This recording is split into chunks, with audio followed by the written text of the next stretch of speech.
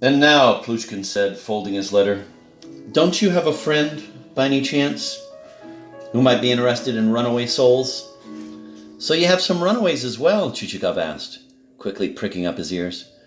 Yes, that's just the trouble. A brother-in-law of mine has been investigating the matter, and he says they've gone without leaving a trace, but then he's an army man. The only thing he's good at is clinking his spurs when it comes to attending to a business matter and taking it up with the court. And how many of them would you say there were? There must be about 70. Really? Yes, really. They run away from my estate every year. These people are terrible gluttons. And, as a result of doing nothing, they've acquired this habit of chewing all the time when sometimes I myself have nothing to eat. And, I'd sell them for just about any price. And so, advise your friend that even if only a dozen of them were caught, he'd make a nice profit. A registered soul fetches around 500 rubles these days. Oh no, Chichikov said under his breath. We won't let any friend of ours get even a sniff at them. And he proceeded to explain that he couldn't possibly find anybody interested in such a transaction, that because of the expenses alone, the whole business would not be worthwhile, for one would have to cut off the tails of one's coat to escape from the clutches of the courts. However, if Plushkin was really so hard-pressed, then, just to help him, he, Chichikov, could pay him. Well, but it was so little, it was hardly worth mentioning. And how much would you give? Plushkin asked, growing very excited, his hands trembling like mercury. I'd pay 25 kopecks a runaway soul. And you'd pay cash? Yes, money down. But perhaps out of consideration for my hardship, you could go up to 40? My dear sir, Chichikov said, I'd pay you not 40 kopecks, but 500 rubles per soul, because you are a worthy, kindly, elderly gentleman, suffering for his own kind-heartedness. Yes, that's just the way it is, Plushkin said, hanging his head and shaking it sorrowfully. It's all out of kind-heartedness. You see, I saw it right away. And so why do you think I'm not paying you 500 rubles a soul? Well, it's because I don't have the necessary funds. But still, I'm prepared to add 5 kopecks per soul, so that each of them would cost me 30 kopecks. Just as you wish, my friend, but perhaps you could still add another 2 kopecks apiece? All right then, 2 kopecks more apiece. How many exactly do you have? Is it 70? No, the total figure is 78. Well, that makes 78 times 32. Here Chichikov thought for no more than a second and said, that makes 24 rubles, 96 kopecks. He was very good at figures. And forthwith he made Plushkin write out a receipt and paid him in cash, which the other received in his 2 cupped hands, carrying it over to his desk as carefully as if it were a liquid he was afraid to spill. Standing at his desk, he inspected the money once more, then put it very carefully into a drawer, where it would probably be buried until the day Father Karp and Father Polycarp, the 2 village priests, came to bury him, to the indescribable joy of his daughter and son-in-law, and even, maybe, of the captain who claimed to belong to the family. The money once tucked away, Plushkin lowered himself into an armchair. He seemed to have run out of topics of conversation.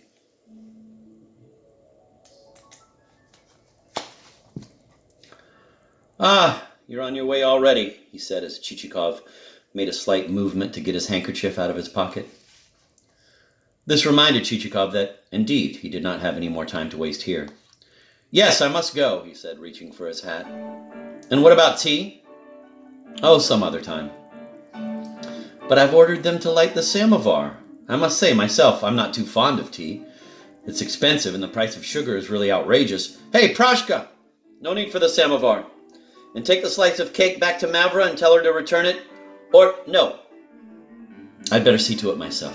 So goodbye, my friend. God bless you. And please see that the president of the district court gets my letter. Let him read it. He's an old friend of mine. Why, we went to school together. Thereupon, this strange phenomenon, this shriveled old man, saw Chichikov off and ordered the gate to be locked behind him.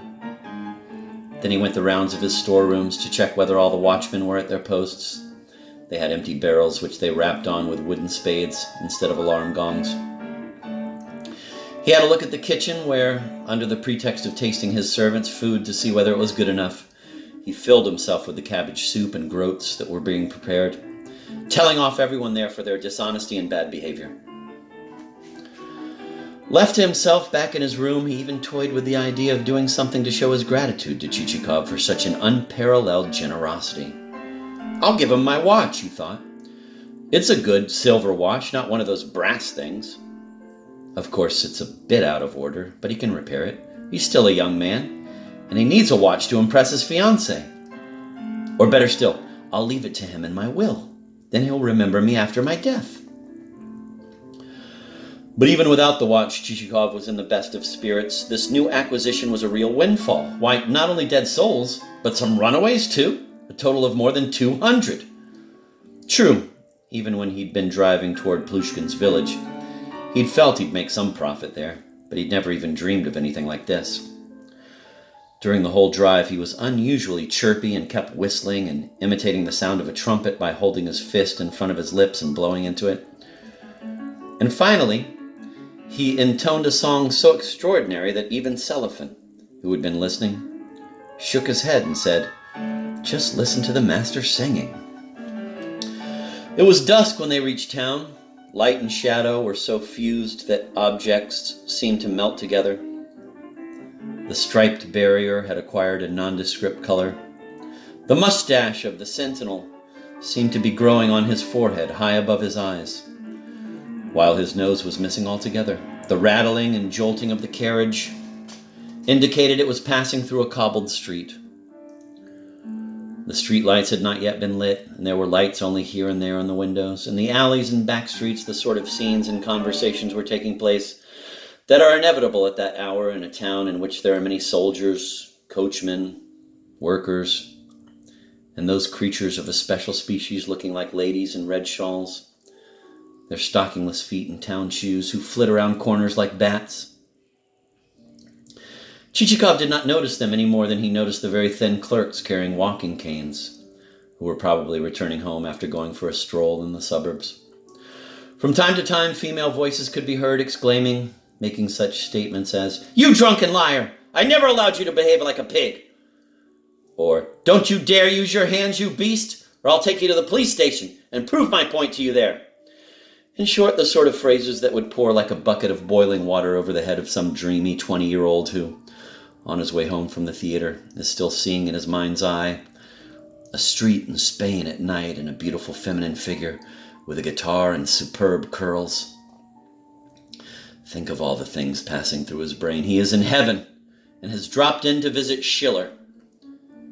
And then, like a thunderbolt out of the blue, the dreadful words resound over his head, and he realizes that he is down on earth again, and even on Market Street, and, what's more, next to a tavern.